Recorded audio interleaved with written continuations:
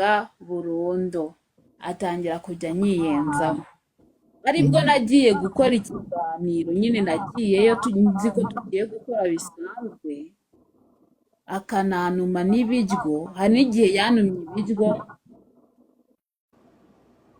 asanga nyine ibintu nyine utubogisi nyine njya mushyiramo twarashize byarabimpora wenda ibyo ntago ndi bubivugeho byinshi cyo kiriya gihe namusigiye amasambusa n'amacapati n'amata we nawe yabyivugiye mu kiganiro aruka kuntuka byo nzaza mbivugeho mbirangize ntago ngiye naza kumusebya nk'uko we yaje kunyandagaza ubwo icyo gihe njya gukoraho ikiganiro nagiyeyo saa sita nzi ko tugiye gukora ngerayo saa sita zuzuye ndababwira ati dukore barabyanga inde nande dukore bande babwiraga ngo kuvugaho ibi byose byatangiriye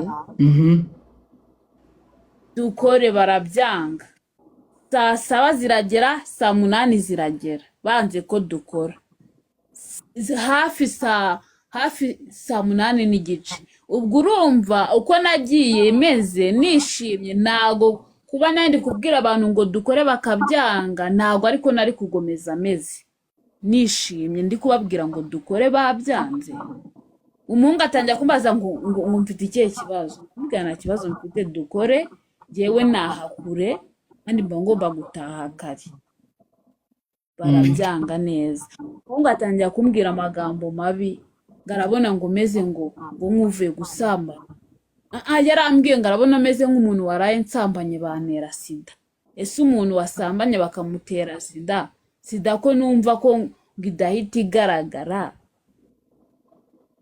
ubwo yagira impungenge ze arongera arambwira ngo arabona ngo meze nk'umuntu bateye inda arongera arambwira ngo arabona ameze nk'umuntu uvuye mu bapfumu izina rya Yesu ako kantu ko kumbwira ngo arabona ameze nk'umuntu bateye inda nakagarutseho kane katumye ngira agahinda muri makeya katumye ngira agahinda kuko hari ibindi bintu kanzaniye bya kera nagiye mpurira nabyo mu buzima icyo gihe ndarira nyine byahise nyine bintera agahinda numva nyine nanjye ntabwo nzi ukuntu mbaye ndarira ndangije mfata agakapu kanjye ndasohoka ariko nsohoka ameze nk'umuntu ufite isereri nyine uri kuzungera bitewe n'amagambo nari majije kubwirwa ndagenda nigira kuri Nirake hari kiliziya sinzi nimba muhazi abyandike muri komenti ndagenda njya muri shapeli ndapfukama ubwo nagezeyo nka saa munani n'iminota nka 45 gutyo ndasenga ishapure iragera igihe cyo kuvuga ishapure kiragera nanjye mvuga ishapure nanasenze ndarira nyine ngirira Imana ndi umuntu nyine ntago biba byoroshye ubwo ngubwo nsoje gusenga ndataha nashye mbona umuntu nyine mbona umupasiteri ari kuri live nyizamukaho nyine musaba kuzamukaho aranzamura nyine turaganira baramuhanurira barambaza ngo joye nguvuye ngo kuri universite ngo gupfukama ngo uririre Imana nabyo reka mbivuge ndavuga yego ngo ndabona ngo ufite ubwoba ngo bwo kuvuga ko ubukwe bwapfuye nari mbufite kuko ndabona ngo turi kumwe yanze kubivuga nibazaho nzabihera kandi mbayeho ku bw'abanyarwanda ari bumwe batumye mbayeho kandi naragombaga kubabwiza ukuri ibintu umupasiteri byose yambwiye byari byo pasiteri Ndakimu bitatinze ni Akim bidatinze nahise mbona ikiganiro umuhungu asohoye ikiganiro ngo mvuye mu rugo iwe ngo ndi gushikagurika muze mumbwire ko tuzi ko umuntu ashikagurika afite ubwoba afite abadayimoni cyangwa se asinziriye njye nkaba narimagaze ndi bwuma umuntu ashikagurika ati ngo yambonye mfite ubwoba, nyine akora ikiganiro ngo yabonye ngo meze ngo nk'umuntu wasambanye, ibi akantu ko gusambana kakagarukamo. Urumva ko isebanya ritangiye kera yari yarabipanze, ahubwo we akaza akanyenzaho akabura ukuntu yabigaragaza cyangwa se ukuntu. Oh my God, thank you, thank you, thank you, thank you. Imana ibahe umugisha, Imana ibahe umugisha. reka ye komeza komeza komeza. Urumva yari ameze nk'aho yabitangiye, kuko nyine yari ameze nk'aho mbese yari abizi we byanga byakunda, nyine ari kunyinisha, kuko uriya muntu yanizi nyine abazi ibyo akora, abazi yuko icyo gihe yaranabizi yuko uwo murenge batawuma, kuko ni umuntu wizi. Aribyo mvugaho nyine muza nuko yari kutanga. Ikindi cya kabiri, umuntu w'umusore ntabwo atakira umuntu w'umukobwa. Nicyo kintu majije kuvumbura, amutakira ko nta mafaranga afite n'ibindi n'ibindi. Bidatinze icyo kiganiro nkibonye, ari nabwo nyine ibyo yari ari kuvugamo ni nko kunsebya, avuga ngo umeze ngo nk'urwaye indwara zitandukanye, ibintu nyine nk'ibyo. Mbona ikindi kiganiro afata kimwe mu biganiro twigeze gukora kera, aracyaporodinga ngo Joyeuse ngo dore ngo iki kiganiro ngo yakoze ataratandukana na Dogitahema. Ubwo icyo gihe twari tutaratandukana, yaporodinga ikiganiro kigaragaza yuko twatandukanye. Bukeye bwaho ubwo tumaze yacyaporodinze, kuko nyibona kiriya kiganiro naramubajije se kuki waporodinze ikiganiro nyine ukicara ugakora ikiganiro uvuga ngo nashikaguritse utambuka ikibazo mfite. Arambwira ngo yababaye, ngo niyo mpamvu yaje ko nyine kunseba. Ndamubwira nti rero njye nabonye nakwizeye neza, reka nkujyane iwacu njye kukwerekana ubimfashemo.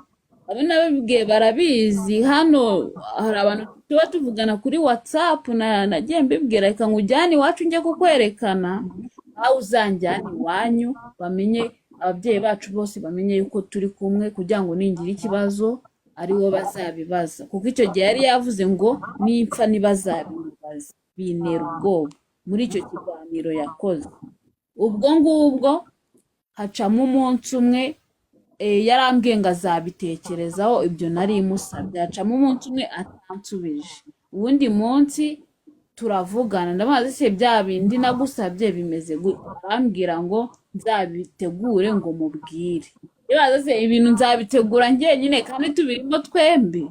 Ubwo ndamwihorera nyine, ndaceceka nikomereza urugendo. Ku gitondo mpita mbona umuhungu yaporodinze ikiganiro avuga ngo Joyeuse ngo yiyunze ngo na Dogitahema. Joyeuse yagiye gusaba imbabazi Dogitahema, imbabazi nari ndi kumusaba ntiziye.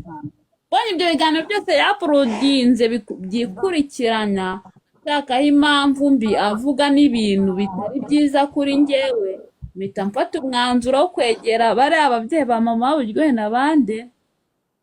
Ndetse nawe Ivan narabikubwiye, ndakubwira nimfasha, ndashaka kugeza ukuri ku banyarwanda. N'uwase narabimubwiye mu bantu bari hano. Noneho negera bari ababyeyi, nawe ndakubwira ni umfashije nabona ahantu ngaragariza ukuri, nkavuga yuko bino bintu bitazaba byapfuye, kandi mbizi neza ko byapfuye. Reka mbivuge kuko ndabona nanshatseho impamvu nini, ari kunshotora avuga ngo nipfa ntibazabimubaze. Reka mfate umwanya wanjye mbivuge. Naraje mu kiganiro kubivuga, mvuga uko ibintu byose byagenze, kandi ntabwo nigeze mbeshya, nta n'ikibi nigeze muvuga. Rero biratangaje, ababonye icyo kiganiro kwa Buryohe TV barakizi. Biratangaje kuba my god, biratangaje kuba umuhungu yaje akansebya ngo ndi umusambanyi, ndanuka mu kanwa ngo ndwaye infection, ku rundi ruhande akaba yaravuze yuko ndi isugi. Ibyo bintu ubundi bihurira he? Kari cyo nibaza.